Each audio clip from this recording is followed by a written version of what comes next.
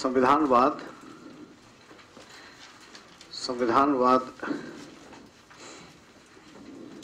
के प्रकार है ना, बाएं दाएं से हटके संविधानवाद के प्रकार है ना, या प्रतिरूप, उसमें डैश देकर लिखे।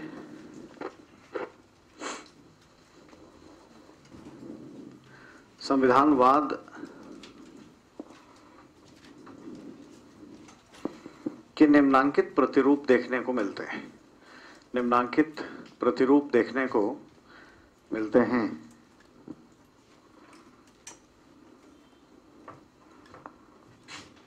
पहला, उदारवादी संविधानवाद। उदारवादी संविधानवाद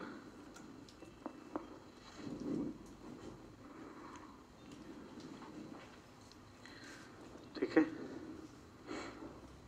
दूसरा, समाजवादी संविधानवाद।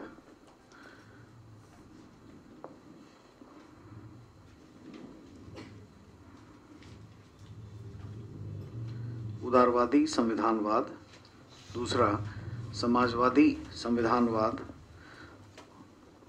और तीसरा उदारवादी सह समाजवादी संविधानवाद।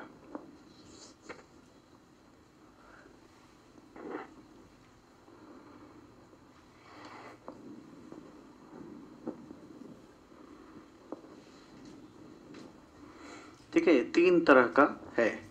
तीनों को थोड़ा जान समझ लें। जैसे हम लोग कहते हैं लिबरल कॉन्स्टिट्यूशनलिज्म जिसमें है, उसमें हम लोग फोर्स अप्लाई नहीं करते हैं। मतलब जबरन हम किसी जाति, धर्म, भाषा, क्षेत्र के नागरिकों को फोर्सफुली वहाँ से उठा करके और कहीं मुख्य धारा में लाने के लिए काम नहीं करते हैं। जैसे सोशल जस्टिस एक शब्द है। अब सोशल जस्टिस शब्द अगर मान लीजिए चाइना में चलाया जाए या पुराने ज़माने के यूएसएसआर में चलाया जाए, और सोशल जस्टिस की प्रक्रियाएं है ना पश्चिमी यूरोपीय देशों में या अमेरिका में भी चले, तो डिफरेंस क्या होगा, वही डिफरेंस आप इसमें समझ पाएंगे। सामाजिक न्याय करने के लिए हम लोग क्या करते हैं, जबरन मुख्य धारा से पीछे जो लोग हैं उनको मुख्य धारा में लाते हैं। उसके लिए कई तरह के टूल्स अप्लाई करते हैं, निःशुल्क अनाज देना, आरक्षण की नीति, ब्ला ब्ला, ऐसी बहुत सारी चीजें। एक ये है। दूसरी तरीके हमारे पास ये हैं कि हम कुछ ना करें, हम ये मान के चलें कि हम अवसर अच्छा देंगे, है ना, अवसर ठीक दे देंगे। और जो जॉन रॉल्स जिस पे कहते थे कि भाई अपॉर्चुनिटी सबको मिले, ना, लिबर्टी सबके पास हो, सेल्फ रेस्पेक्ट सबके पास हो, सबके पास इनकम की बराबरी हो, हम ऐसी चीज़ों को कर दें बस कि इनकम उतना ही कर सकते हो जितना कोई अमीर उतना गरीब कर सकता है, आगे बढ़ सकता है, अवसर सबके लिए एक जैसे हो जाएं, ये सब हम कर दें बस। अपने आप हम मान के चलते हैं कि ये न्याय हो जाएगा, इंडिविजुअल अपने आप आगे बढ़ेगा, हम कोई जबरन नहीं करेंगे। जैसे पश्चिमी जो देश हैं जहाँ पर उदारवादी संविधानवाद देखने को मिलता है, जैसे यूरोप हो गए, पश्चिमी यूरोप, अमेरिका, ये सब, वो आरक्षण नहीं देते, अयोग्य को नहीं लेंगे, कम नंबर लाने वाले को पास नहीं कराएंगे, अवसर की जो समानता है उसको उपलब्ध कराएंगे। अब वो क्या है, मान लीजिए कोई ब्लैक्स या कोई कनाडा से सटे राज्यों में, पिछड़े राज्य हैं अमेरिका के, वहाँ का कोई किसान अच्छे से काम नहीं कर पा रहा है, तो उसको कैसे ठीक करें, कैसे बेहतर बनाएं, इसके लिए वो कुछ करेंगे। तो क्या करेंगे भाई, उनका एजुकेशन ठीक करेंगे, कोई कोचिंग इंस्टीट्यूट में एडमिशन करवा देंगे। अमेरिका में टेस्ट प्रेप्स कहते हैं कोचिंग इंस्टीट्यूट्स को, टेस्ट प्रेप्स में भेजेंगे, उनको पैसे दे देंगे, आपको योग्य बना के ही लेंगे, लेकिन पढ़ाएंगे, हेल्थ की फैसिलिटी अवेलेबल कराएंगे। यही है ना, जो भी अच्छे बच्चे अच्छे फैमिली में जन्मे, उनको एजुकेशन मिल गया, हेल्थ मिल गया, उनको टेक्नोलॉजी मिल गई, यही सब चीज़ हम किसी भी बच्चे को अवेलेबल कराएं तो ऐसा थोड़ी है, कोई ऐसा आईक्यू लेवल में कोई अंतर होता नहीं है। तो इस तरीके से उनकी सोच है।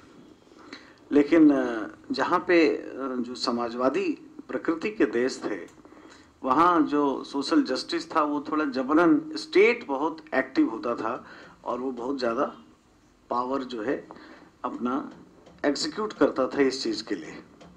हम लोग जैसे देश हैं, हम लोग मिक्स्ड इकोनॉमी वाले हैं, थोड़ा ये थोड़ा वो। हालांकि हम लोग उदारवादी संवैधानिक व्यवस्था से अधिक प्रभावित हैं, समाजवादी से प्रभावित नहीं हैं। उसके वजह क्या हैं ये सब हम जान पाएंगे। ठीक है, थोड़ा उदारवादी में लिखिए। पहला, उदारवादी संविधानवाद, डैश दे करके। ऐसी व्यवस्था में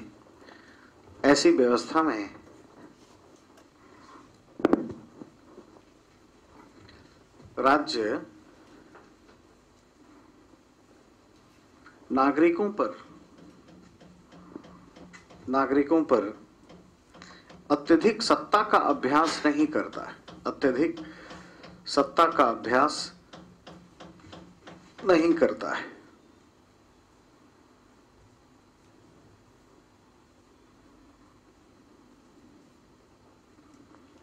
सत्ता का अभ्यास नहीं करता है और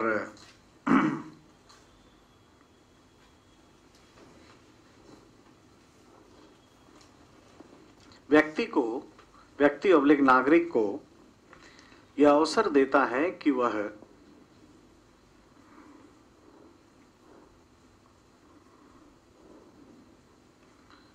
मुख्य धारा में आ जाए, मुख्य धारा में आ जाएं। ठीक है, दूसरा लिखिए समाजवादी संविधानवाद।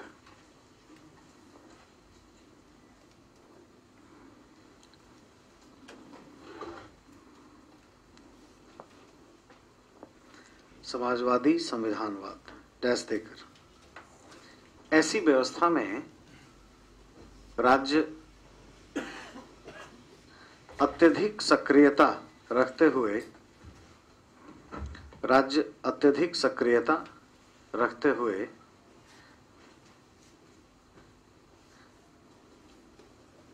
नागरिकों पर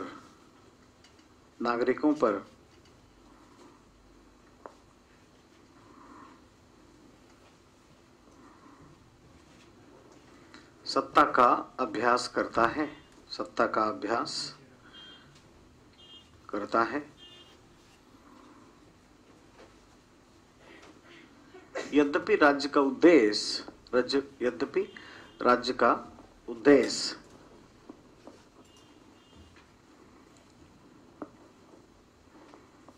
सामाजिक हित को सुनिश्चित करना होता है, सामाजिक हित को सुनिश्चित करना होता है, सामाजिक हित को सुनिश्चित करना होता है। कि दो तरह का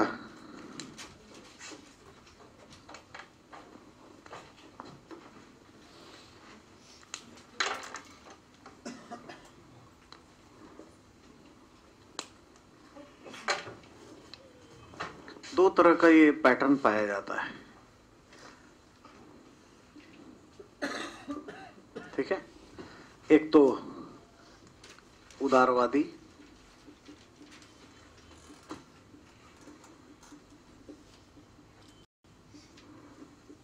संविधानवाद और ये है समाजवादी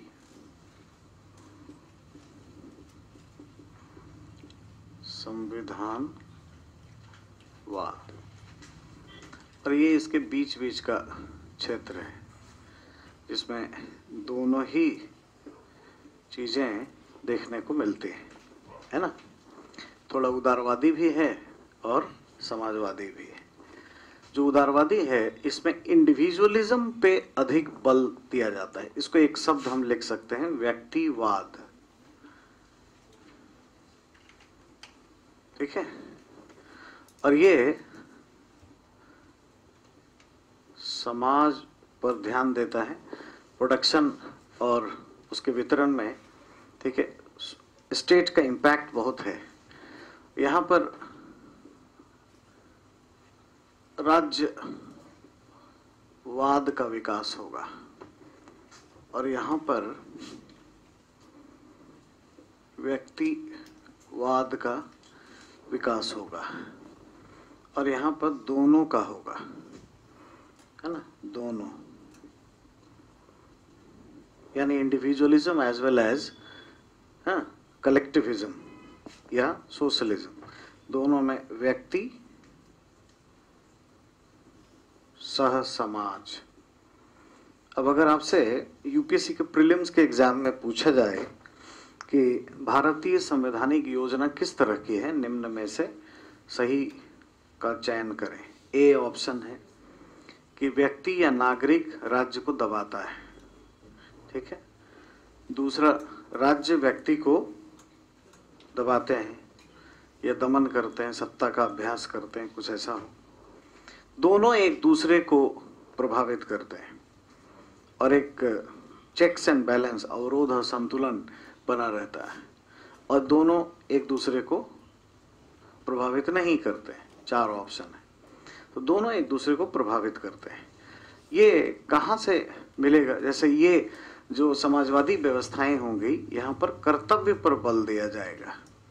जैसे हम लोग फीचर्स देख रहे हैं, जान रहे हैं, जैसे ही हम कर्तव्य पर बल देते हैं तो स्टेट पावरफुल हो जाता है ना। इसमें नैतिकता के चीज़ों पर बहुत बल दिया जाएगा। नैतिकता, चूंकि नैतिक आधार पर कर्तव्य पर बहुत ज़्यादा ध्यान दिया जाता है, तो आइडियल प्रैक्टिसेस बहुत होंगे, आदर्शात्मक प्रतिरूप अधिक होगा, ठीक है। आदर्शवाद यहाँ पर अधिक होगा। और जब भी ये सब काम हो तो अब यूएसएसआर ध्यान में रखा करिए, आज का रूस ध्यान में रखिए, चाइना ध्यान में रखिए, पुराने जमाने का क्यूबा ध्यान में रखिए, है ना। साउथ अमेरिका के बहुत सारे देश जो हैं उनको ध्यान में आप रख सकते हैं। तो इस तरह का पैटर्न इसमें है। जहाँ पे ऐसी व्यवस्थाएं होंगी, यहाँ सामाजिक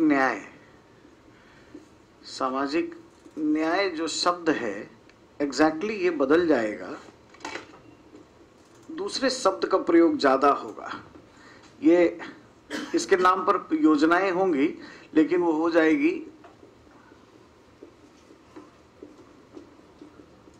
सामाजिक सुरक्षा, ठीक है, सोशल सिक्योरिटी। मतलब ये जबरन कुछ किया जाएगा। और सोशल सिक्योरिटी जो है ना, ये सबके लिए होता है। न्याय में हम थोड़ा भेदभाव करते हैं।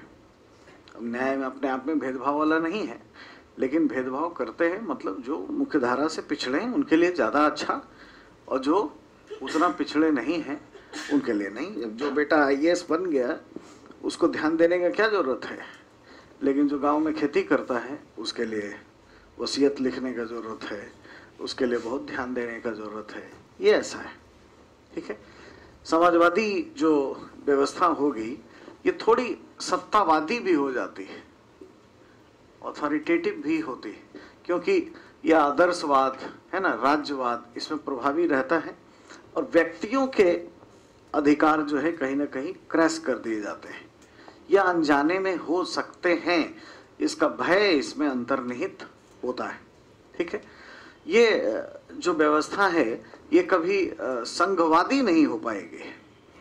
अब हम लोग ये चर्चा करेंगे, जानेंगे कि इंडियन कॉन्स्टिट्यूशनलिज्म जो है उसमें हम दोनों का मिश्रण क्यों बनाएं, या दुनिया के अधिकतम देश लिबरल प्रैक्टिसेस से प्रभावित क्यों हैं, ये सब जानेंगे, है ना।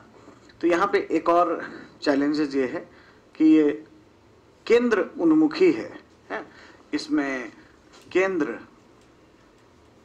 या केंद्रीकरण लिख सकते हैं का प्रभाव अधिक देखने को मिलेगा, है। अथॉरिटेटिव है, सेंट्रलाइज्ड है, आइडियल है, ओवर स्टेटिज्म पर बल देगा, है ना, ड्यूटीफुलनेस पर बल देगा, ऐसा। और जो हॉब्स ने किताब लिखी है लेवियाथन, तो लेवियाथन स्टेट यही होगा, जो नैतिकता, परिवार, आदर्श के नाम पर ढेर सारे संगठन बना लेगा, सरकार का खर्चा ज़्यादा होगा, काम कम, काम का बात कम होगा। हमारे यहाँ भी गाय बैल मंदिर मस्जिद ज़्यादा होने लगे तो अब समझिए कि हम भी उसी सब रास्ते पे चल पड़े। अब ये लिबरल प्रैक्टिसेस में एक तो है कि भाई इंडिविजुअल को आपने लिखा जैसे पहचानने के लिए एक बात, लेकिन इसके पूरे कैरेक्टर को जानना है। इसमें क्या है, व्यक्तिवाद पे बल देंगे, लेकिन क्या सामाजिक न्याय को छोड़ देंगे क्या? नहीं, सामाजिक न्याय को यहां भी एक शब्द लग जाएगा, उदारवादी सामाजिक न्याय।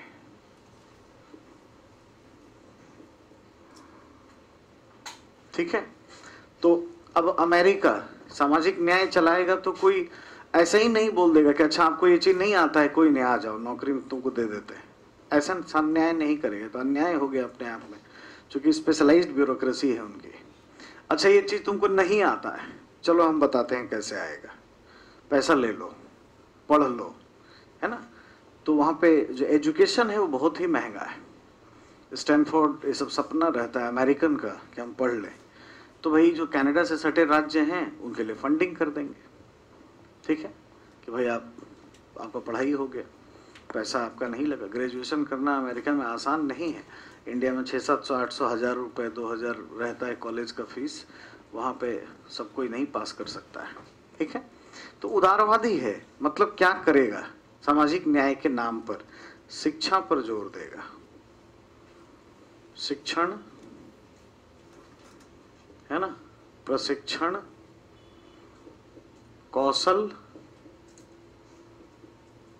कौशल विकास पर काम करेगा। ठीक है, और क्या करेगा, अवसंरचना, इसको बेहतर बनाएगा ताकि ये हो जाए। हेल्थ, स्वास्थ्य पर ध्यान देगा, लेकिन जबरन किसी को उठा करके ऊपर नहीं पहुंचाएगा। व्यक्ति अपने आप आगे आए, नागरिक अपने आप आगे बढ़े, उनका हेल्थ चेक कर दो, ये सब करो, इन चीजों पे ये ध्यान देगा। इसमें ये है, ये जो व्यवस्था है उदारवादी संविधानवाद, ये संघात्मक व्यवस्थाओं को लेकर चलती है, संघात्मक। ठीक है, और यही कारण है कि दुनिया में जितने उपनिवेशवाद की दास्ता से मुक्त हुए देश जैसे भारत, द्वितीय विश्व युद्ध के उपरांत, वो अधिकतम ने इसी पैटर्न को अपनाया। समाजवादी व्यवस्थाएं ज़्यादा नहीं हैं, उदारवादी व्यवस्थाएं हैं। उसका वजह ये है, इसका ये वजह है क्योंकि अगर आप संघात्मक होते हैं तो आप मल्टीकल्चरलिज्म को लेकर के चल पाते हैं, विभिन्न संस्कृति, विभिन्न सोच, विभिन्नताओं को साथ में लेकर चल पाते हैं, और विकासशील राष्ट्रों में ये पाया जाता है। इंडियन कॉन्टेक्स्ट में कुछ और भी है, हम एक जैसे नहीं है, एक जैसे माइंडसेट के नहीं है। हम एक पॉलिटिकल पार्टी में कभी फेथ ही नहीं कर सकते जी। एक ही फैमिली में कोई दाल खाता है, उसको पसंद ही नहीं, दाल दिखा दीजिएगा तो बुखार लग जाएगा, है ना। ये कोई ये खाता है, कोई वो खाता है, कोई मिर्ची ज्यादा खाता है, कोई नहीं खाता है। कोई देश ऐसा है जहाँ जाइएगा कि सब क्या है भाई, सुअर का मांस खाते हैं तो सब वही खा रहे हैं, कोई अंतर नहीं। रॉ कच्चा मीट निकाल करके सब क्या फ्रोजन मीट निकाले हैं, और -42 डिग्री टेम्परेचर में सुअर का मांस खाते हुए दौड़ रहे हैं अपने अपने काम में। रोमानिया, ऐसे देश में कुछ हो सकता है? ऐसे देश में आप ये चीज़ें कर सकते हैं? हमारे यहाँ तो क्या है कि भाई सोच अलग है, एटीट्यूड अलग है, खान पान, रहन सहन, इतनी चीज़ें अलग हैं। आप एक जैसा सिस्टम कैसे बना सकते हैं? उसको सूट ही नहीं करेगा, विद्रोह हो जाएगा कभी भी। इसलिए यहाँ पर सूट नहीं करता है। और दुनिया के अधिकतम राष्ट्र, ये पेपर कहाँ आएगा? सेकंड जीएस में है सवाल, India's constitutional schemes of India and world. क्या कारण है कि द्वितीय विश्व युद्ध के बाद अधिकतम विकासशील राष्ट्र, जिसमें भारत भी शामिल है, ने उदारवादी संविधानवाद को अपनाया? विवेचना करें, या उदारवादी संवैधानिक योजना को अपनाया है, विवेचना करें। सामाजिक न्याय को उठा करके इन दोनों का कंपैरिजन करवा देंगे, है ना। और वो भी प्रश्न द्वितीय पत्र में जीएस के उसमें शामिल हो सकता है। हमारे यहाँ तो है ही है सिलेबस कॉन्स्टिट्यूशनलिज्म, हमारे यहाँ भी आ सकता है। ठीक है, तो संघात्मक व्यवस्था के साथ ही चल पाएगा। ये व्यवस्था है ना, ये बहुल संस्कृतिवाद,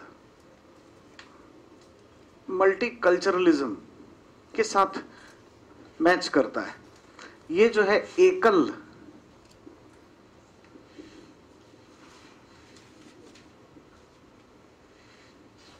संस्कृतिवाद के साथ है। जैसे आप देखिएगा अमेरिका में फेडरेशन बहुत अच्छा है, आपको फेडरेशन पढ़ना है, डिटेल से बात करेंगे क्यों अच्छा है।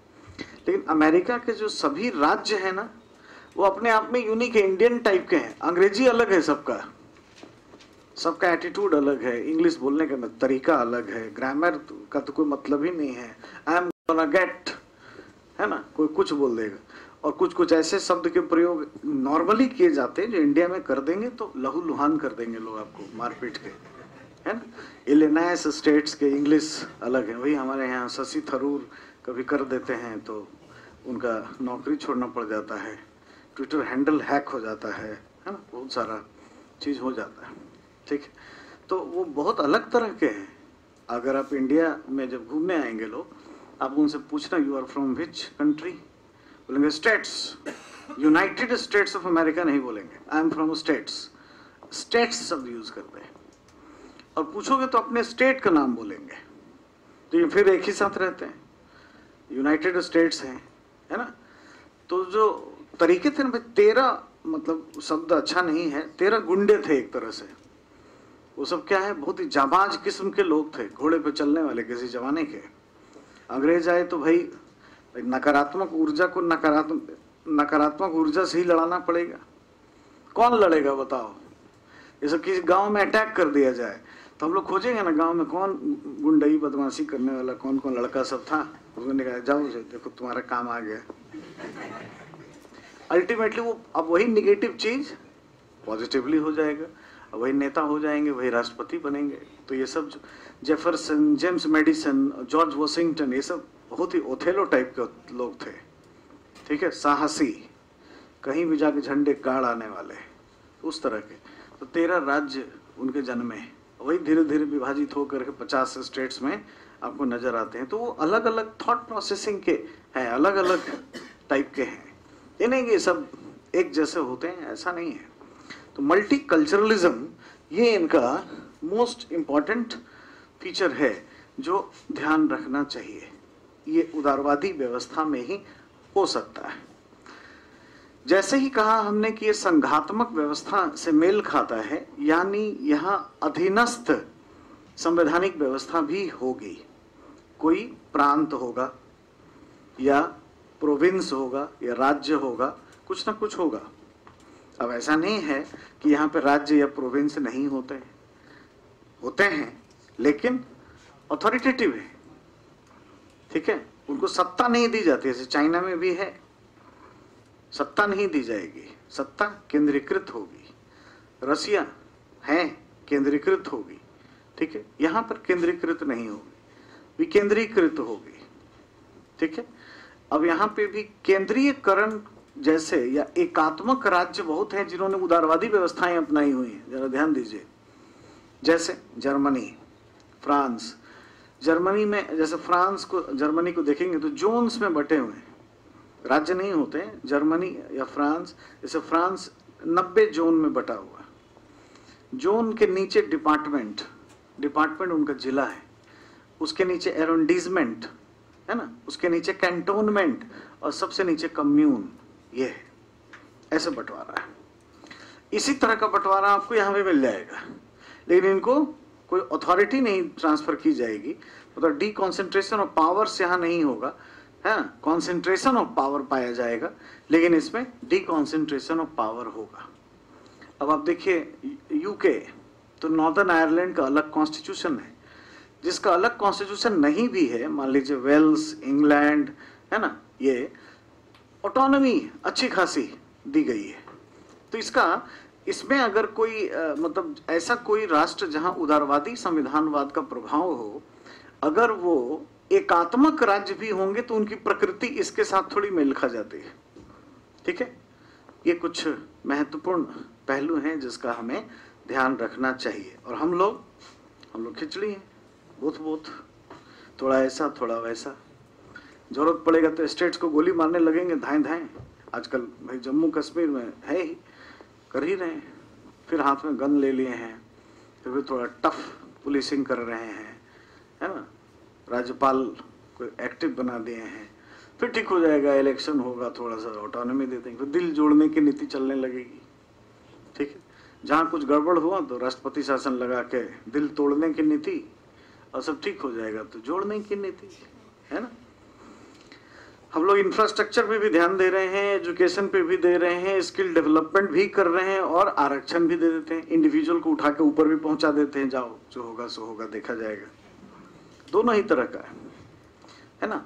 तो पूर्ण रोजगार के लिए हम केन्सवाद पे चलते हैं, लेकिन पूर्ण रोजगार पर चलने के लिए हम थोड़ा तनाव भी देते हैं प्राइवेट प्लेयर्स को। अब जैसे कोई टाटा, मुकेश अंबानी, इनकी कंपनी है, आगे बढ़िए, लोन चाहिए आपको ले लीजिए, लैंड चाहिए एक्विजिशन करके दे देंगे, बहुत सारा दे दिया, लेकिन दुनिया भर का कानून बना दिया, इसको लागू करो, और वो सभी इससे मैच करेगा।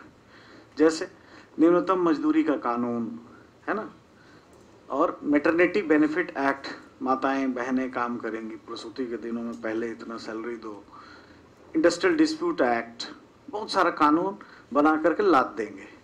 तो क्या है, व्यक्तिवाद एज वेल एज समाजवाद। तो तुम बढ़ो, टैक्स दो, उससे हम कल्याणकारी योजना चला रहे हैं, फाइनली हम स्टेट्स को ही या राज्यवाद को ही बढ़ावा दे रहे हैं। और तुम्हारे यहाँ भी जैसा पब्लिक सेक्टर में चीज होता है वैसा ही चीज होना चाहिए, ये हम सुनिश्चित करते। ये सब ऐसे कानून इधर नहीं पाए जाते, ठीक है। ये खिचड़ी देशों में मिश्रित अर्थव्यवस्था है हमारी, इसीलिए हम इस तरीके का काम करते हैं। चलिए नीचे आ जाइए। आप यहाँ पे इंडिया लिख सकते हैं, भारतीय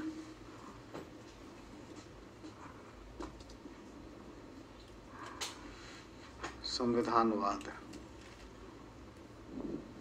ठीक है। और अब प्रकृति में लिख दीजिए, थोड़ा मेजर स्कीम्स जहां से सवाल होंगे उस पे थोड़ा सा बात कर ले। लिखिए, भारतीय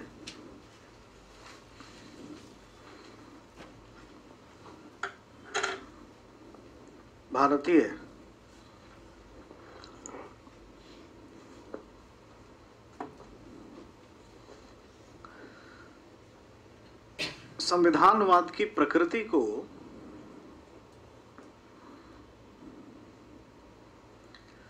उपर्युक्त डायग्राम, ये आप बनाए होंगे, नहीं बनाए हैं तो निम्नांकित करके बना लीजिए।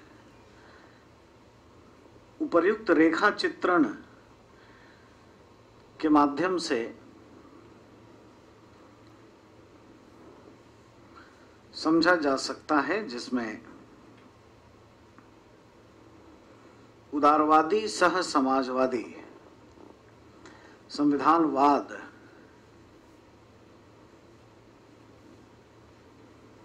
का चरित्र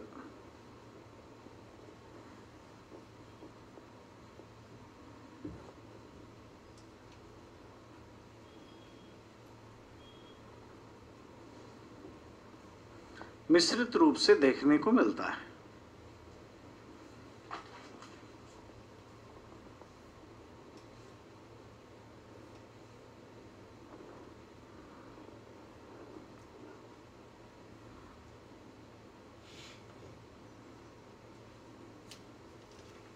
ठीक है, अब बीच में एक लाइन खींच दीजिए छोटा सा, ऊपर से नीचे, और लेफ्ट साइड में लिख दीजिए उदारवादी व्यवस्था की प्रकृति, और दाहिने साइड में समाजवादी व्यवस्था की प्रकृति।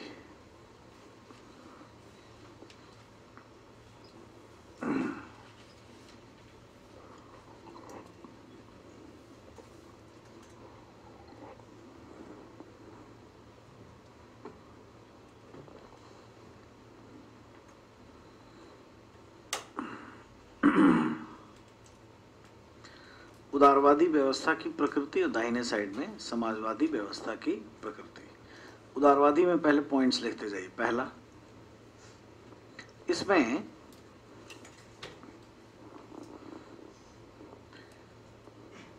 अति राज्यवाद देखने को नहीं मिलता है।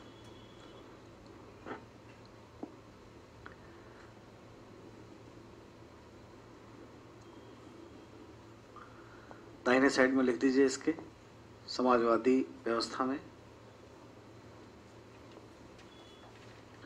इसमें ओवर स्टेटिज्म, इसमें अति राज्यवाद,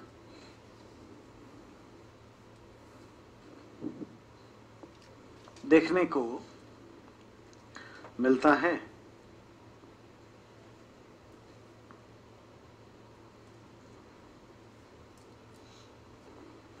नेक्स्ट लेफ्ट साइड में,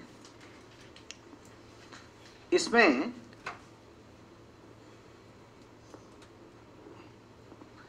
सामाजिक न्याय पर बल दिया जाता है, ना कि सामाजिक सुरक्षा पर।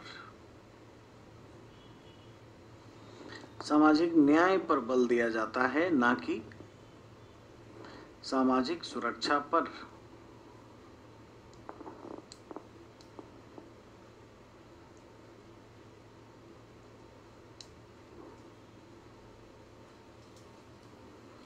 दाहिने साइड में, इसमें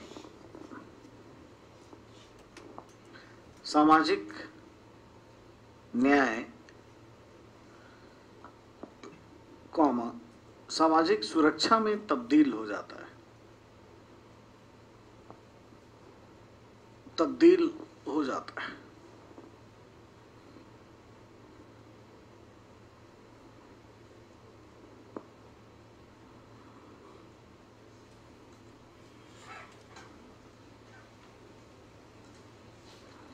ठीक है, लेफ्ट साइड में नेक्स्ट, इसमें सामाजिक न्याय के नाम पर राज्य मुख्य धारा से पिछड़े व्यक्तियों को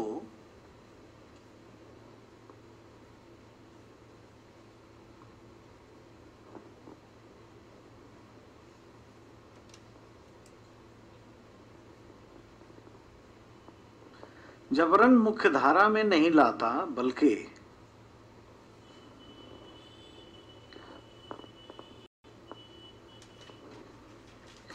उनके शिक्षा स्वास्थ्य शिक्षा, स्वास्थ्य,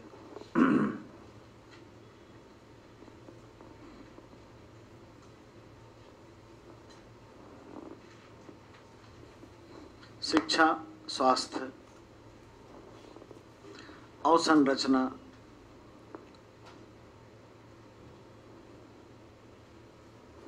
कौशल विकास इत्यादि के माध्यम से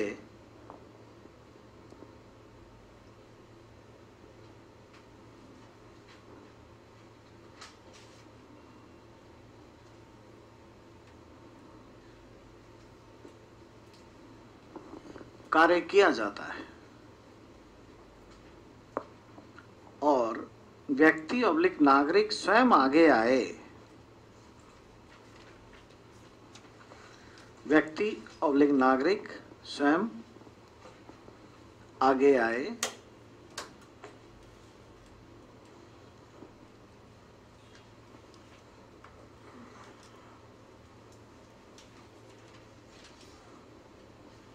इसके लिए उसे छोड़ दिया जाता है।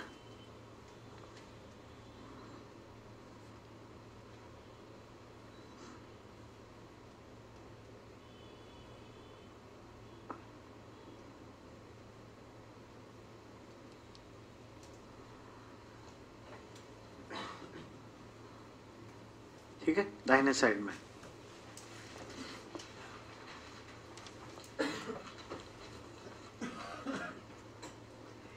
ऐसी व्यवस्था में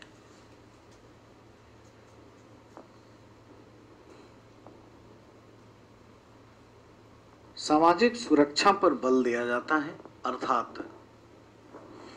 जबरन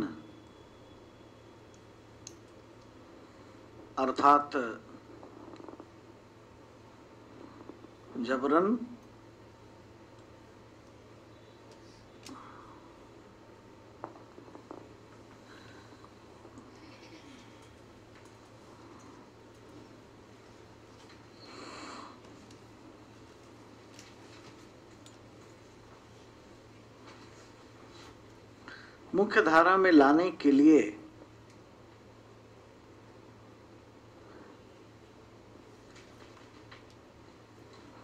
जैसा कभी सोवियत संघ में हुआ था, सभी व्यक्तियों को एक समान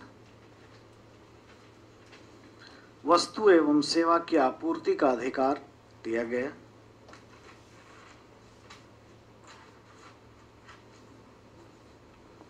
वस्तु एवं सेवा की आपूर्ति का अधिकार दिया गया।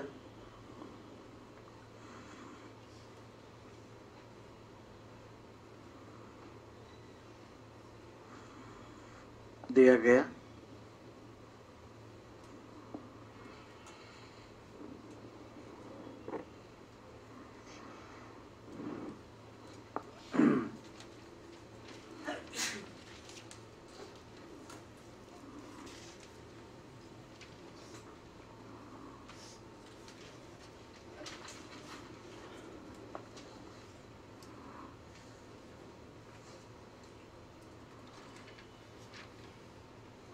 ठीक है।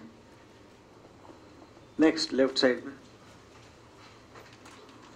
उदारवादी व्यवस्था में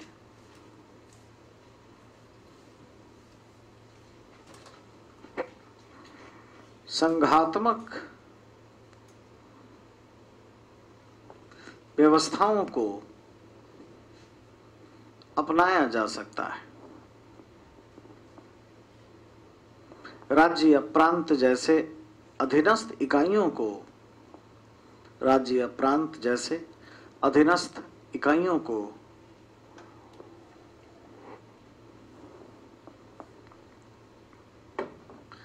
रखा जा सकता है। इकाइयों को रखा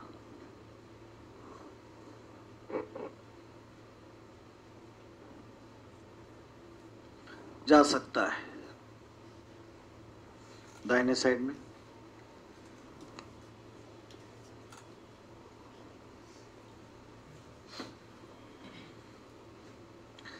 यह एकात्मक व्यवस्था के लिए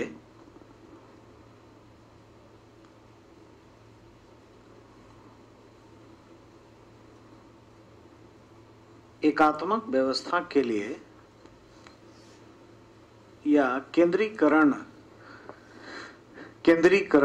के लिए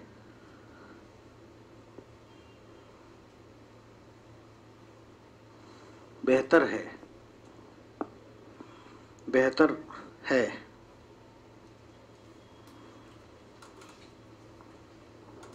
या इसकी प्रकृति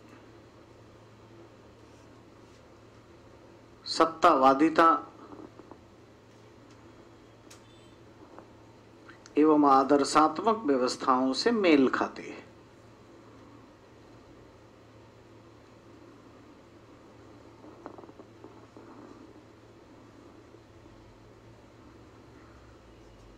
ठीक है। नेक्स्ट लेफ्ट साइड में इसमें बहुल संस्कृतिवाद, उदारवादी में लिखिएगा, इसमें बहुल संस्कृतिवाद को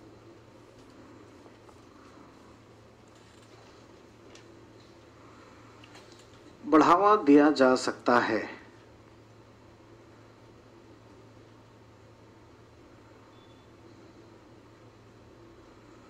और संविधान की उदारता की वजह से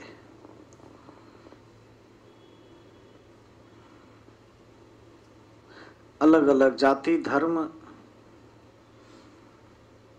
भाषा, क्षेत्र इत्यादि के लोगों के लिए यह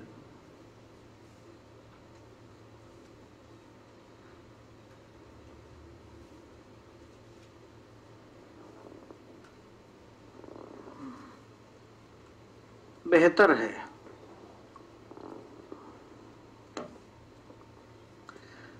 है। दाहिने साइड में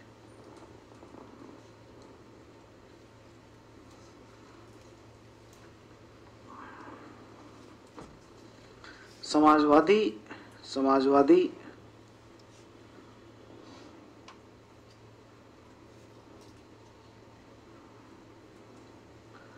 व्यवस्थाओं में एकल संस्कृतिवाद,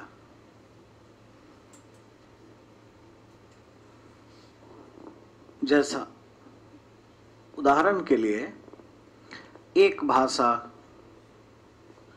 एक राष्ट्र,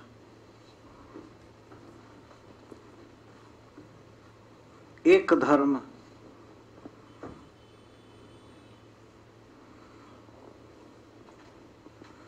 इत्यादि के रूप में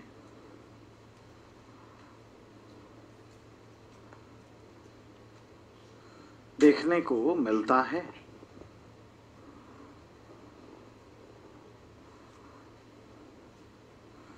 बाएं दाएं से नीचे उतर कर लिखिए। भारतीय परिप्रेक्ष्य में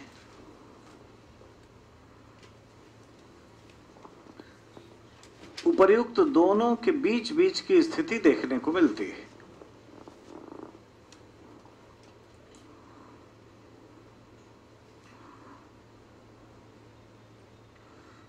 दोनों के बीच बीच की स्थिति देखने को मिलती है।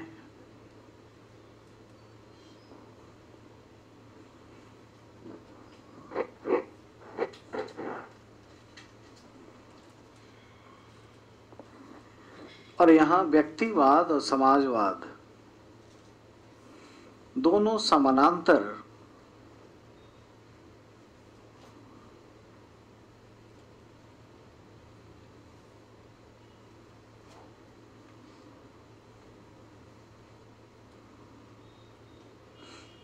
चल रहे होते हैं। अभी देखिए, छत्तीसगढ़ में व्यक्तिवाद हारा, लिबरल प्रैक्टिसेस हारे, समाजवाद जीता, है ना। छत्तीसगढ़ थोड़े ऐसे रास्ते पे चल पड़ा था, चौड़ी सड़कें, चमचमाती सड़कें, ढेर सारे निवेश, लैंड एक्विजिशन, है ना।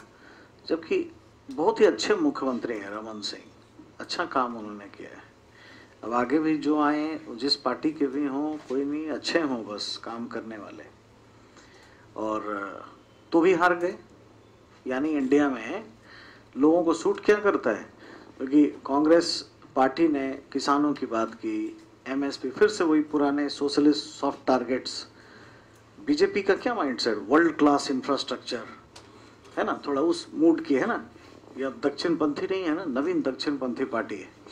Republican party, conservative party, Republican party America की, कंजर्वेटिव पार्टी हाँ ब्रिटेन की, तो दुनिया के इंटरनेशनल पैराडाइम से थोड़ी चीज़ों से आप अगर देखेंगे तो अब दक्षिण पंथी वो पुराने राष्ट्रवाद ये वो सब नहीं, वो सब तो मीडिया में से आता है। तो इनका अप्रोच है कि हम बड़ा सड़क बनाएं, बड़े बड़े प्रोजेक्ट लगाएं। इंडिया में बहुत सूट नहीं करता है। अब वो सॉफ्ट टारगेट्स बहुत छोड़ नहीं सकते, माइक्रो टारगेट्स थोड़ा छोड़ नहीं सकते, और अब जब भी ये करना शुरू करेंगे आपका जड़ उखड़ जाएगा। कांग्रेस इसी से शुरू हुई थी, है ना, माइक्रो टारगेट से, किसान ये वो। लेकिन नेहरू जी तुरंत एकदम क्या है, पीएसयूज खड़ा कर, temples of modern India, road, ये हालांकि वो भी करना जरूरी था देश में, लेकिन वो करते करते 70 के दशक में भरभरा कर गिरे। 67 के बाद ही एक तरह से झटके लगने शुरू हो गए, ठीक है, 1967 के बाद। और राज्यों में क्षेत्रीय पार्टियों के उभार, जिसमें गुदड़ी के लाल उत्पन्न होते हैं, मतलब सन ऑफ द सॉइल, जो माइक्रो टारगेट्स को लेकर चलते हैं, और उनका उभार देखने को मिलता है।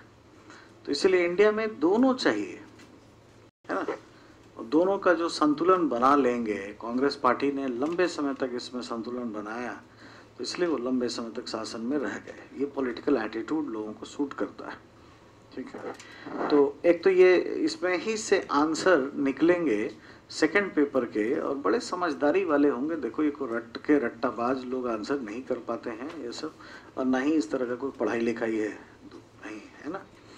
तो आपसे पूछेंगे संवैधानिक व्यवस्था की तुलना में और भारत में समाजवाद को लेकर, सॉरी सोशल जस्टिस को लेकर के, तो ऐसी चीज़ों को आप उठाइएगा, ठीक है। और नीचे आ जाइए।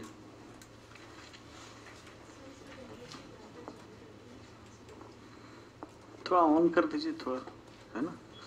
और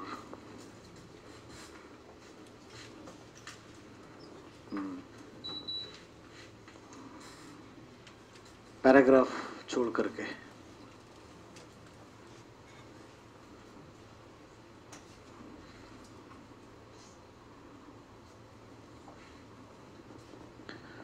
भारतीय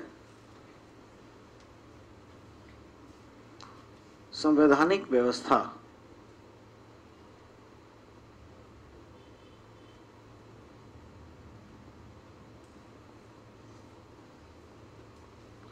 एवं अन्य अधिकतम विकासशील राष्ट्रों की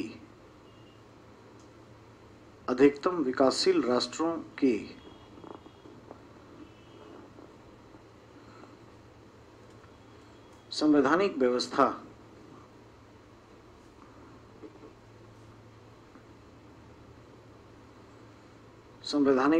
में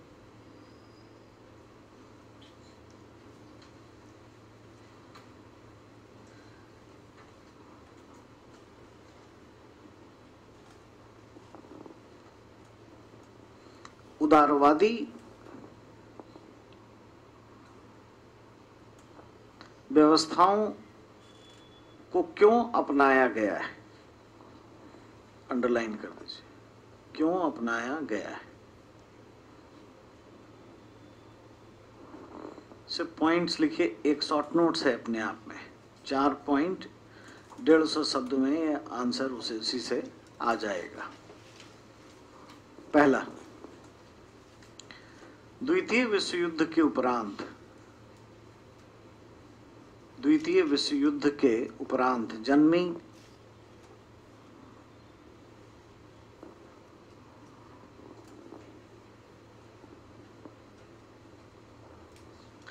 अधिकतम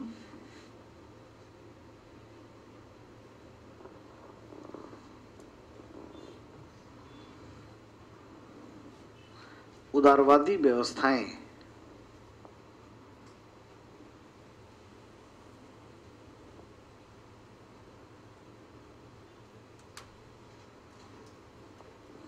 इस वजह से बन पाई क्योंकि इनमें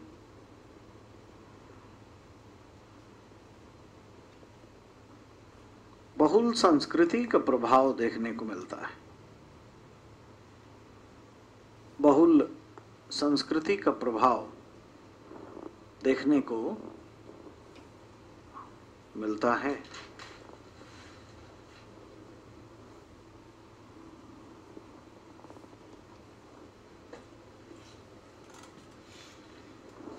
दूसरा, अधिकतम विकासशील राष्ट्र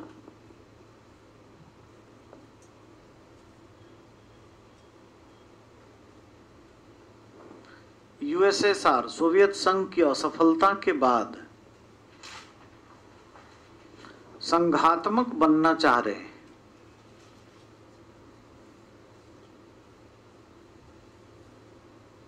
संघात्मक बनना चाह रहे हैं।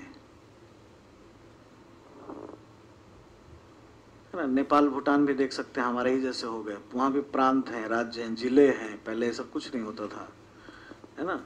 अथॉरिटेटिव ही राजशाही थी, सेंट्रलाइजेशन था, लेकिन धीरे धीरे हमारे प्रैक्टिसेस पे आने लगे। चाह रहे हैं क्योंकि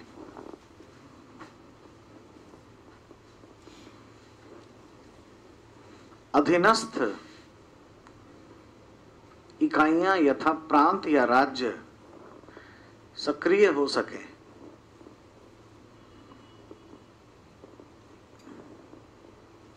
यह किसको सूट करेगा? उदारवादी व्यवस्था को।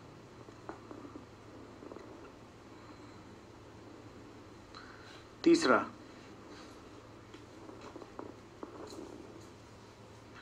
विकास की प्रक्रिया में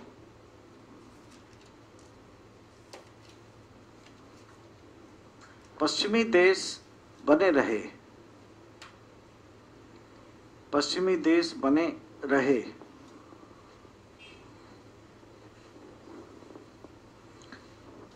और वहां संवैधानिक उथल पुथल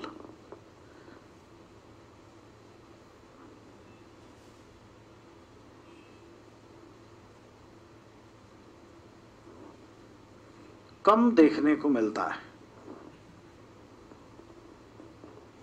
उदाहरण के लिए अमेरिका में 200 वर्षों से भी अधिक समय से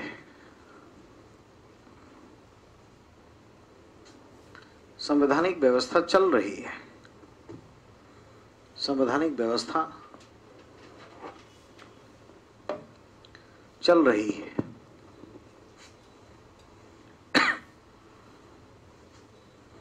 संवैधानिक व्यवस्था चल रही है।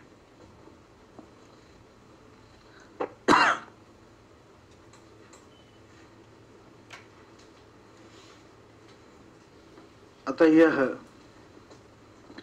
अन्य देशों को भी, अन्य विकासशील देशों को भी प्रेरित करता है।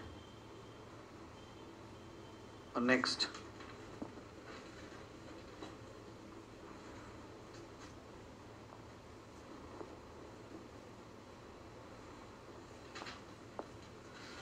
विकासशील राष्ट्र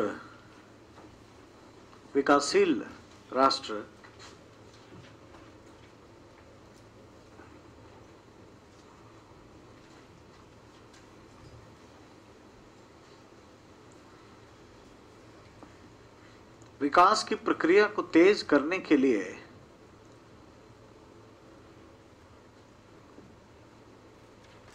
शिक्षा, स्वास्थ्य, कौशल, अवसंरचना, शिक्षा, स्वास्थ्य, कौशल, अवसंरचना इत्यादि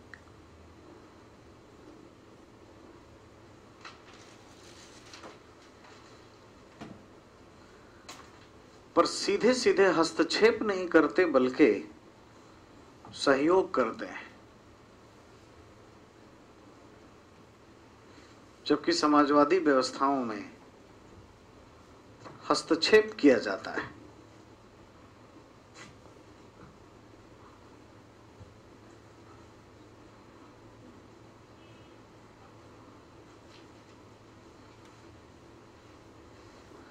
यही कारण है कि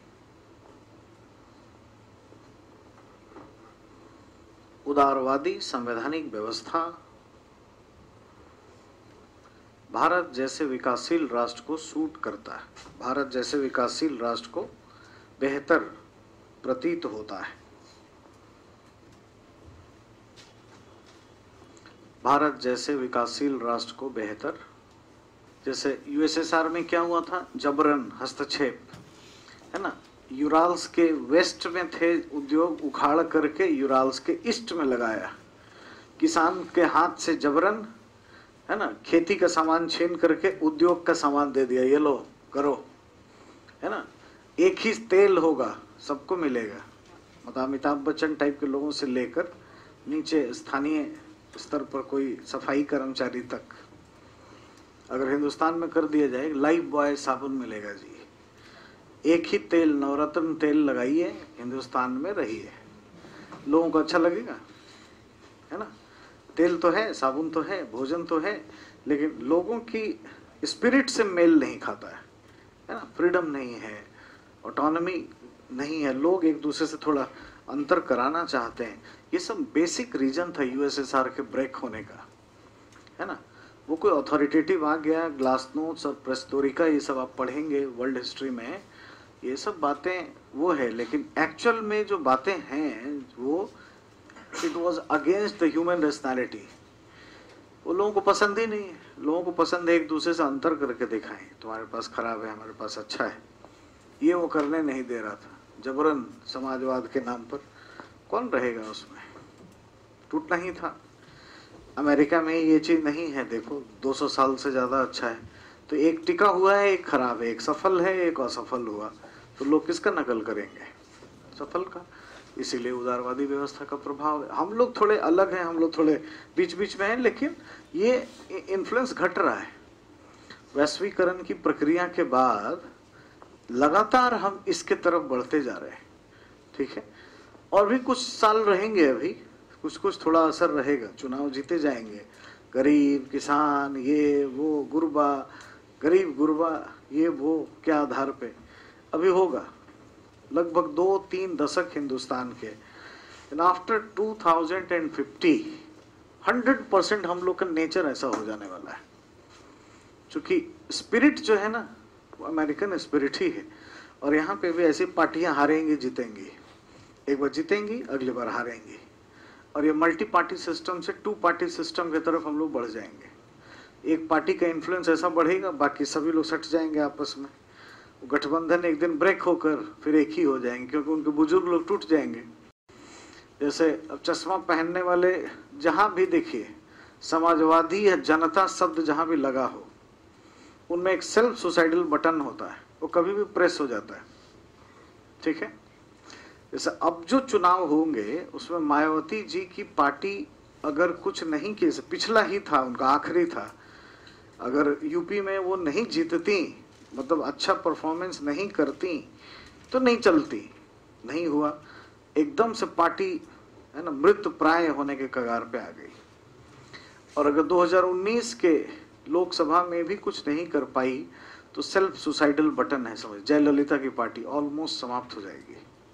ठीक है, तो जहां पे भी ऐसा है ना वो सब चीज जाएगा, क्योंकि वो गुदड़ी के लाल का करिश्मा था, मुलायम सिंह जी, नीतीश कुमार जी। नीतीश कुमार के जाने के बाद तीर का हाल खराब हो जाएगा, है ना। तो तीर, लालटेन, हाथी, ये सब का क्या है, टाइम थोड़ा गड़बड़ हो, या तो एजेंडे चेंज करने पड़ेंगे। इस बात को समझना पड़ेगा कि वो दिन बदल रहा है, क्योंकि लोग अमीर हो जाएंगे, लोगों का परचेजिंग पावर बढ़ गया, और अब मंच से खड़ा होकर गरीब गुरबा ये वो बोले, लोग मुस्कुराएंगे, तो बताते हैं तुमको, और दबाएंगे नोटा, ना तुम चाहिए ना वो चाहिए, है ना। तो बस समझ गए, तो ये बदलाव है, तो ये बात है। एक लाइन इसमें जोड़ दीजिए पैराग्राफ छोड़कर। भारतीय परिप्रेक्ष्य में यद्यपि उदारवादी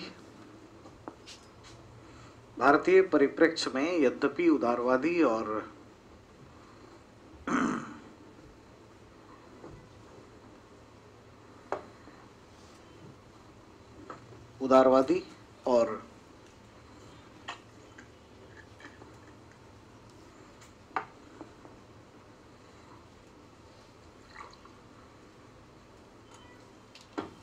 समाजवादी दोनों व्यवस्थाओं का प्रभाव देखने को मिलता है, किंतु वैश्वीकरण, उदारीकरण और निजीकरण के प्रभाव व दबाव से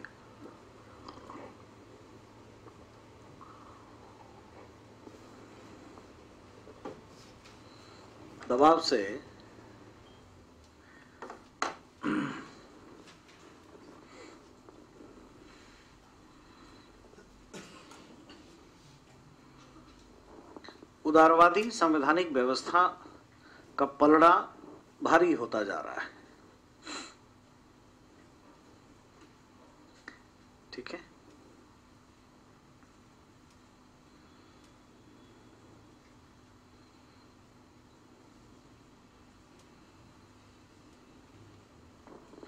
अब तक जो पढ़े हैं उसके कुछ प्रश्न लिखिए, जो सभी शॉर्ट नोट्स में आएंगे, हमारे ऑप्शनल में भी, और second paper GS polity governance के। ठीक है, प्रश्न लिखिए। संविधान और संविधानवाद, संविधान और संविधानवाद में अंतर स्पष्ट करें। अंतर स्पष्ट करें।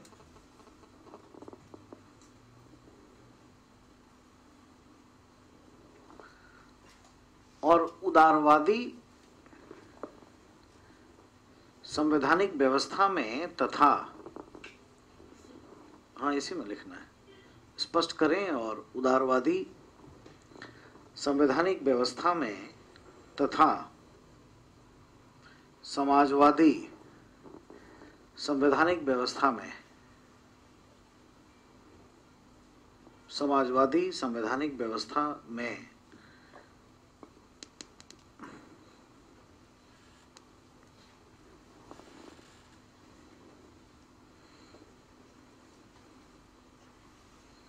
सामाजिक न्याय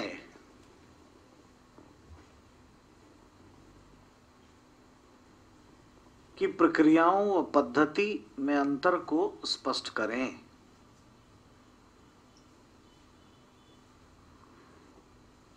अंतर को स्पष्ट करें, ठीक है।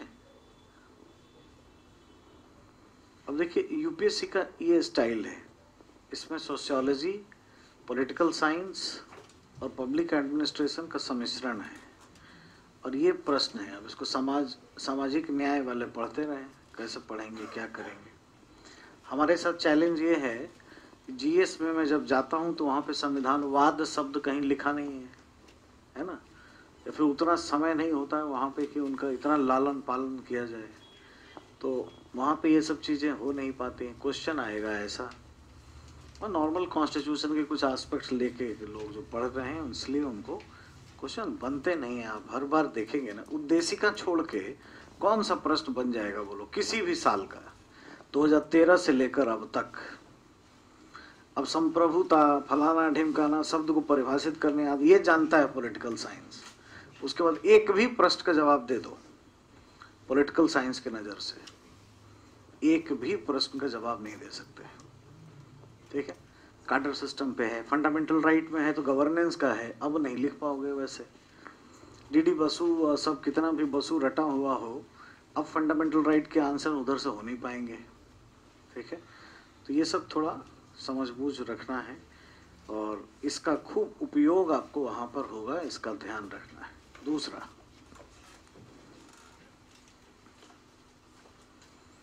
क्या कारण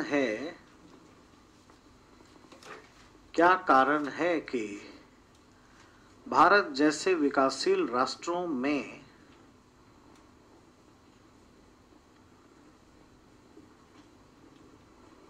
क्या कारण है कि भारत जैसे विकासशील राष्ट्रों में उदारवादी संवैधानिक योजना का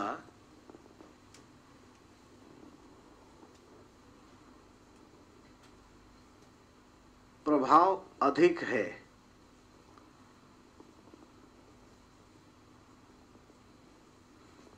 भारतीय परिप्रेक्ष्य को ध्यान में रखते हुए अपने तर्क दें,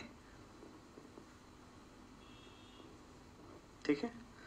ये जीएस में छपेगा,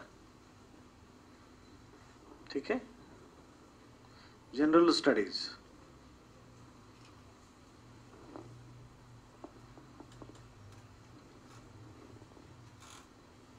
जीएस में आएगा। भारतीय संवैधानिक योजना की दुनिया के देशों से तुलना जो चैप्टर है वहाँ, ये उसके आधार पर ये सेकंड पेपर जीएस के लिए इम्पोर्टेंट सवाल होगा, ठीक है। इसको हम लिखेंगे। नेक्स्ट एक और सवाल,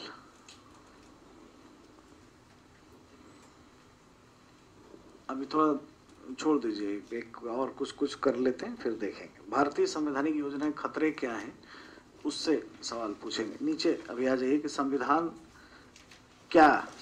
की आवश्यकता क्यों, पहले ये लिखिए। क्वेश्चन छोड़ दीजिए, थोड़ा सा जगह रहने दीजिए प्रश्न का, और नीचे लिख दीजिए संविधान की आवश्यकता क्यों, ठीक है। देखिए भाई, ये कौन सबसे पहले समझा होगा, इस पे दिमाग कौन लगाया होगा? वही सारे अमेरिकन ओथेलोज।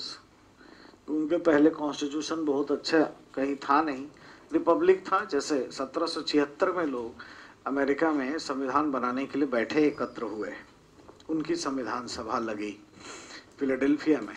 उससे 500 साल पहले स्विट्जरलैंड में रिपब्लिक था, लेकिन कोई एज सच पैटर्न था नहीं कॉन्स्टिट्यूशनल।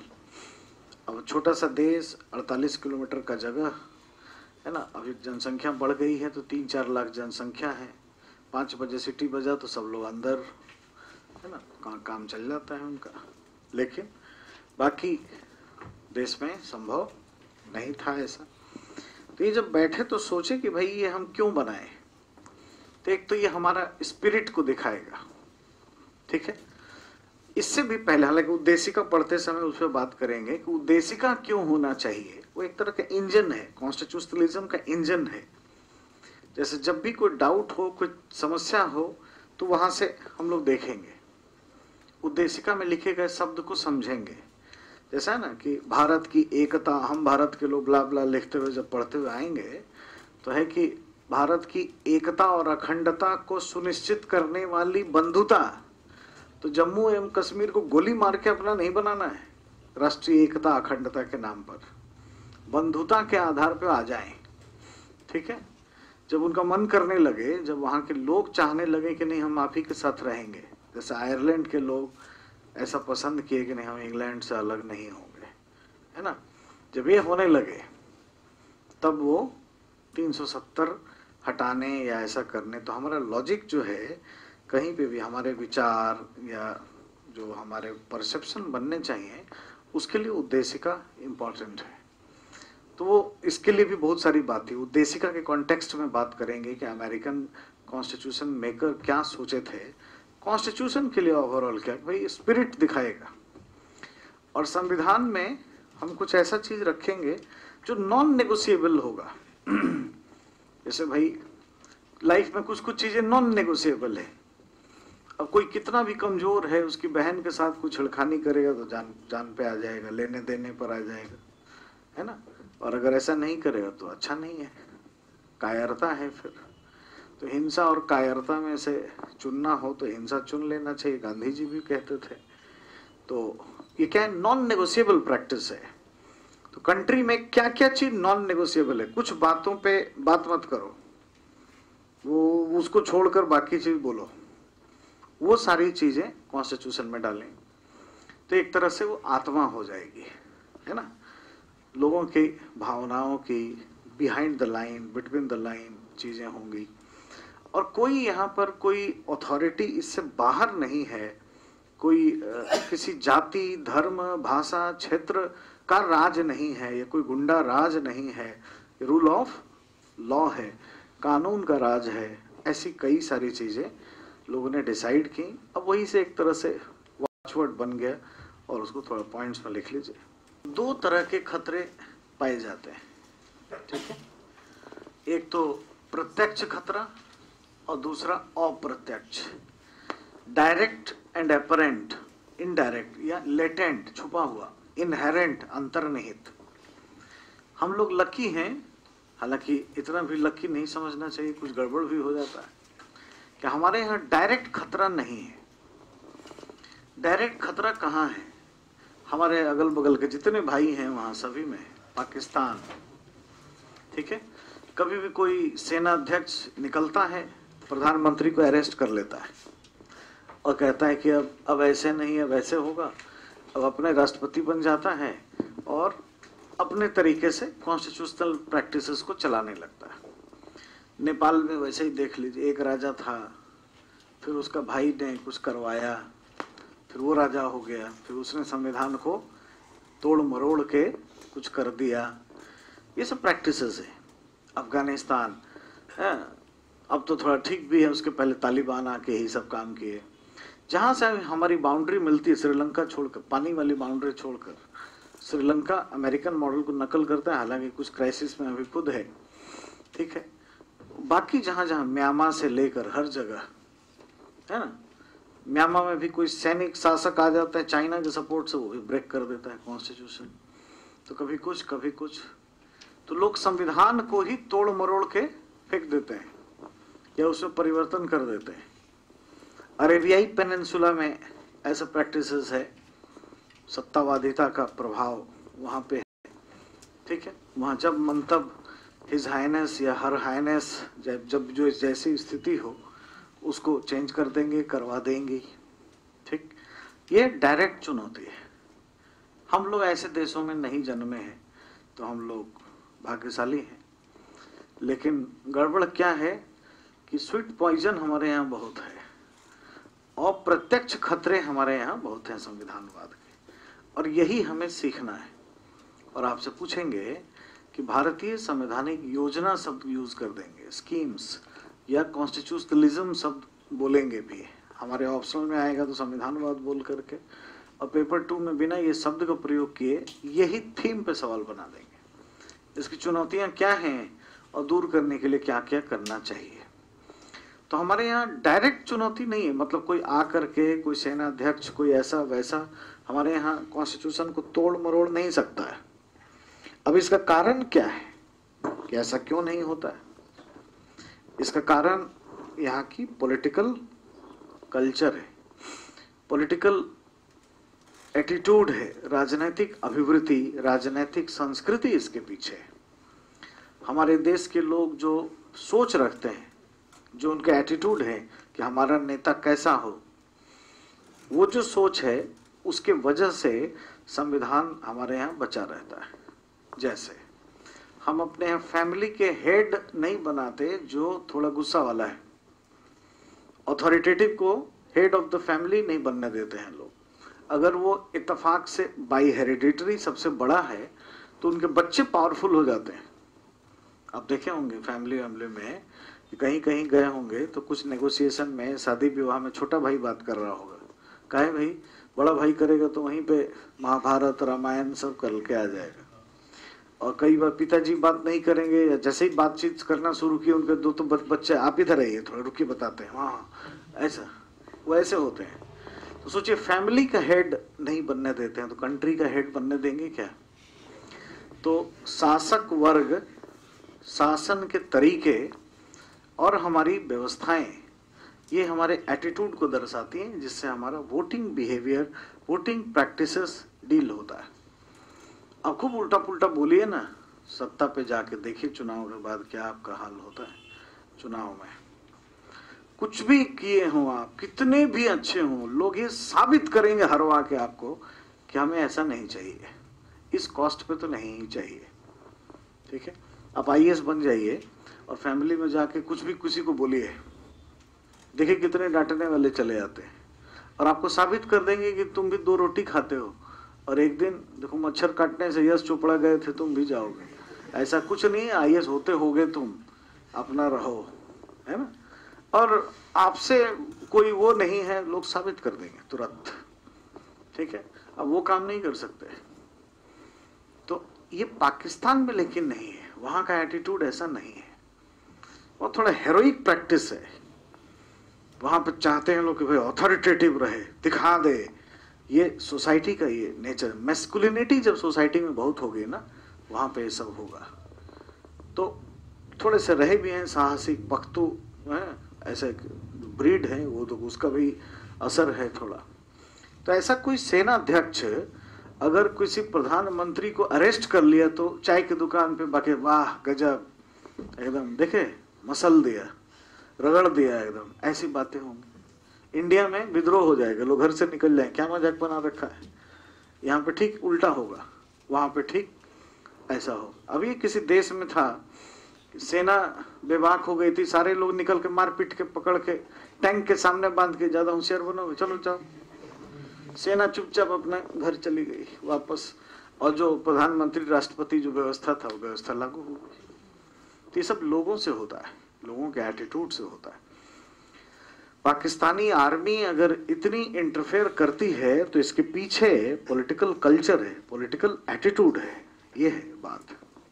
इंस्टीट्यूशंस की ताकत उनकी मजबूत नहीं है, कॉन्स्टिट्यूशनल मशीनरी ढीली है, कहने का मतलब संविधानवाद कमजोर है, इसीलिए उनके यहाँ ये होता है। ठीक है, तो ये तो अलग है, ये अगला चैप्टर यही आएगा आपके लाइफ में। और ये इत्तेफाक से एटीट्यूड में पढ़ना भी है, जीएस में भी पढ़ना है, एथिक्स में, है ना। अभी इत्तेफाक से वही सब चल भी रहा है एथिक्स के इसमें। ठीक है, तो कल्चर की बात अभी छोड़ते हैं। डायरेक्ट खतरा क्या है आप जान गए, हमारे यहाँ वो नहीं है, ये भी जाने। उसका कारण क्या है? राजनीतिक संस्कृति। ठीक है, अब वो क्या होती है, उसमें क्या क्या चीजें पढ़ेंगे। ठीक है, हमारे यहाँ खतरा क्या है तो अप्रत्यक्ष, छुपा हुआ। जैसे नंबर 1 खतरा, नंबर 1 हमारे यहाँ राजनीति में आम लोगों का प्रवाह बहुत कम है। शुरू से राजाओं का देश था, राजा महाराजा, उसके बाद वो जमींदार, बिजनेस एंटरप्रेन्योर, वही सब आते हैं। आज भी आप पॉलिटिक्स में उठा लीजिए। ठीक है, तो ज्योतिरादित्य सिंधिया बनना चाहिए मुख्यमंत्री कि कमलनाथ जी बनने चाहिए। एक का इंडस्ट्री है, एक कोई राजघराने से आता है, अरे कोई गरीब आदमी को भी लो यार, है गुदड़ी के लाल को भी लो थोड़ा तो अच्छा रहेगा। यही होता है। गुदड़ी के लाल का राजनीति में आना मुश्किल ही नहीं, नामुमकिन है।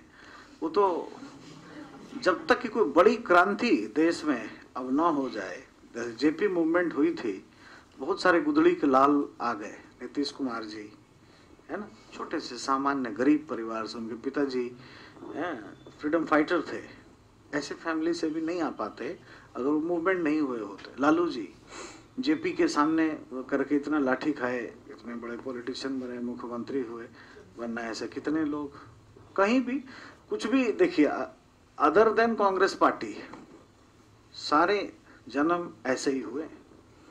ठीक, अन्ना हजारे साहब ने कुछ माहौल किया, कुछ साहस खड़ा किया तो आम आदमी पार्टी आ गई कुछ। ठीक है, अदरवाइज मुश्किल है, इम्पॉसिबल है कोई भी मतलब बना के दिखाए। कोई गरीब आदमी वो पॉलिटिकल पार्टी रजिस्टर करा ले, कोई पूछेगा ही नहीं, कोई देखेगा ही नहीं। ये वो देश है जो लड़की 16 साल तक नाक से खाना पीना खाती रही, उसको 90 वोट दिया, है ना, शर्मिला चांद, है ना। तो ये देश है।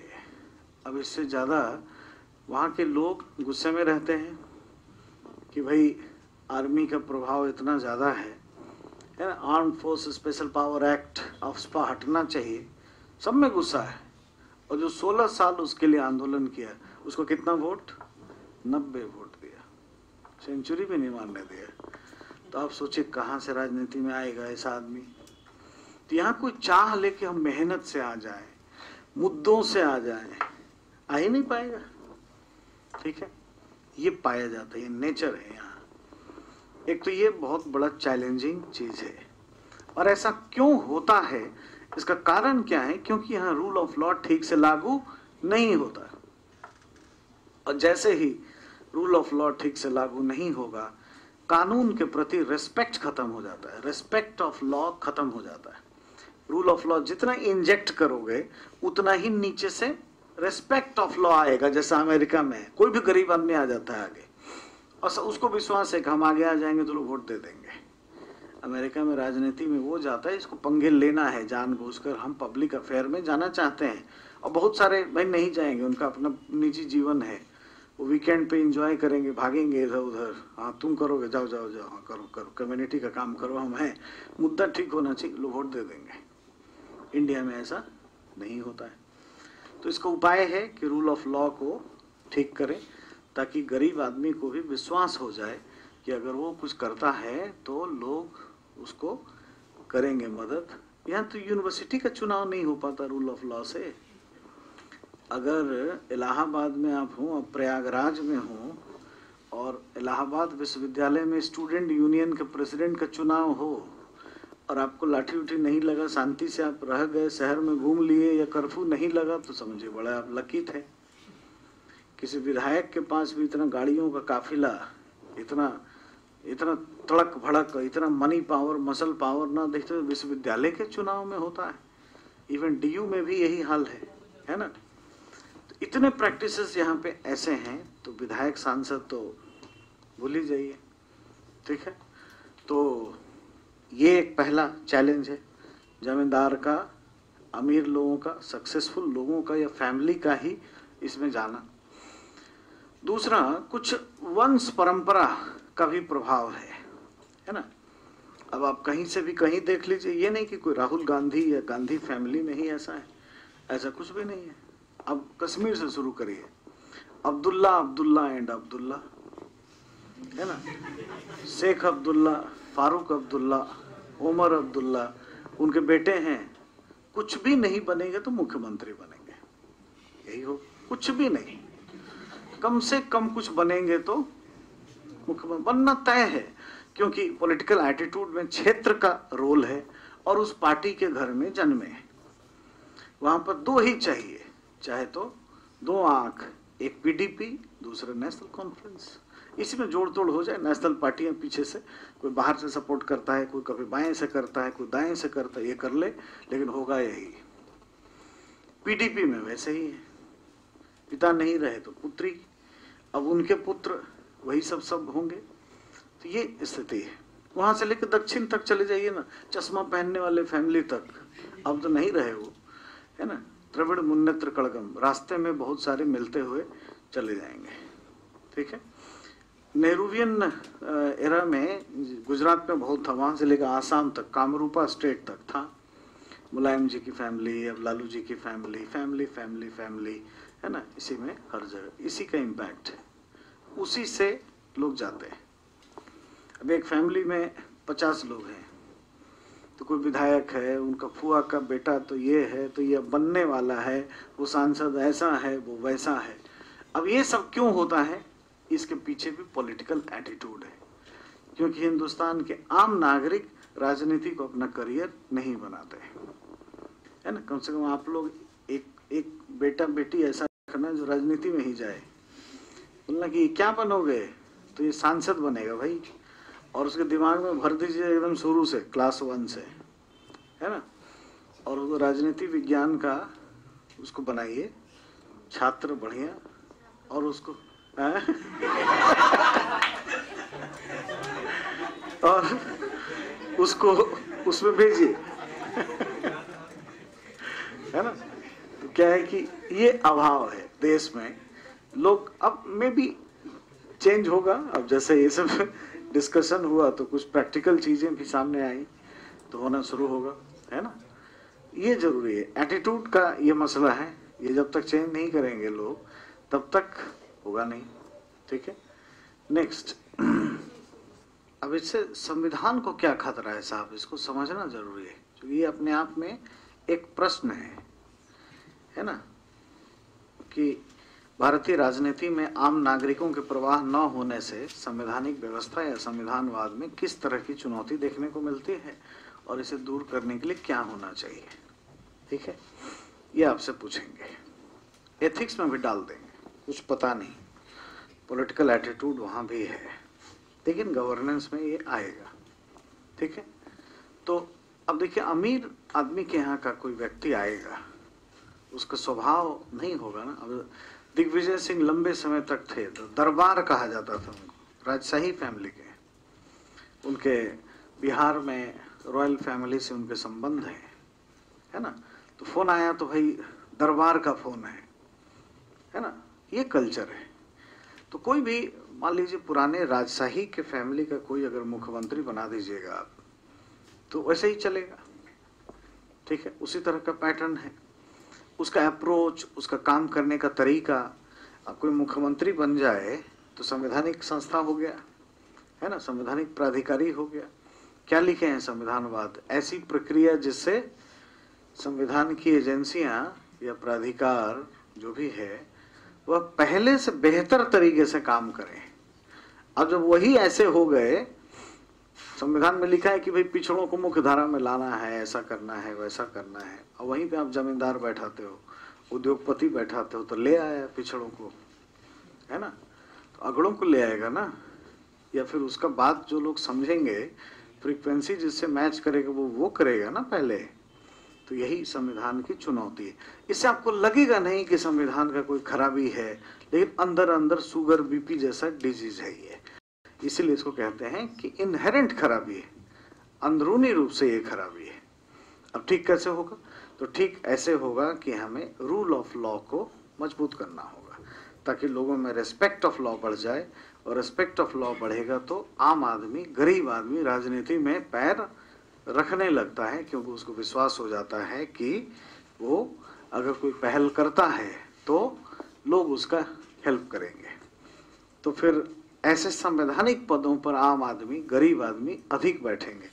जब वो अधिक बैठेंगे तो उनके द्वारा किए गए प्रयास वैसे होंगे जैसा संविधान में लिखा हुआ है। संविधानवाद आपका मजबूत होगा। यही तो करवाना था ना, वो अपने आप को करेंगे। ठीक है, लिखिए दूसरा।